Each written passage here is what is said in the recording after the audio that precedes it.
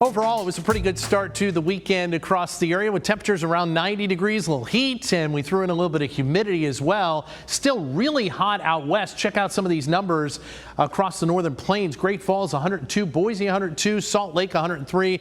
These are temperatures that are well above normal for this time of the year. They should be in the 70s and low 80s, and many of these temperatures were record-breaking in the western U.S. Across the country tonight, little storm center here in the nation's midsection. That is what is going to increase our rain chances as it heads to the east, eventually arriving here on Tuesday, and that'll change weather conditions later on in the week. Tonight, a little bit of cloudiness over the area. Will be variably cloudy overnight tonight. We're standing at 74 degrees right now. The breeze out of the southeast at about 7 miles an hour. That dew point temperature in the mid-60s. Not all that bad, but definitely a touch of humidity in the air. A little bit more on the way for tomorrow as we've increased the humidity through the holiday weekend. Overnight, mid-60s for the most part. A few readings in the upper 60s around the metro area and lower 60s in rural communities. Highs for your Sunday back up close to 90 degrees. The one exception right along the water, a little bit of a breeze coming in off the bay where temperatures will be in the low and mid 80s. So we go down that way to the Virginia Beach ocean front. If you're taking a late trip for the rest of the holiday weekend,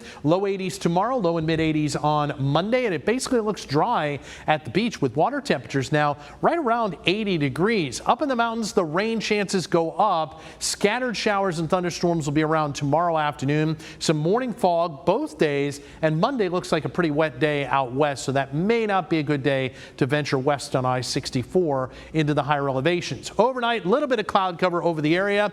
Tomorrow's a pretty nice day. We'll see a few speckles of green popping up to the west in the afternoon. Those are isolated showers, maybe a rumble of thunder. Most of this is going to be well west of I-95 for tomorrow. That may change as we go into Monday. Notice a little bit more rain starting to come in, so I think we'll see a few scattered storms in the metro area. That system from the nation's midsection comes in Monday night. Tuesday, much better shot at some rain, and that'll cool things down as well. Meanwhile, out in the tropics, some action. Danielle, a hurricane in the North Atlantic, and Tropical Storm Earl just north of the Leeward Islands. Here's Danielle. Winds minimal in terms of hurricane strength, 75 miles an hour. This is just going to kind of meander out over the open waters of the North Atlantic the next several days. The Azores are back in here, so the storm likely to stay well north of there. Meanwhile, here is Earl. Winds at 50 miles an hour, moving to the west-northwest at 10, and it tracks north of the islands. And now our computer data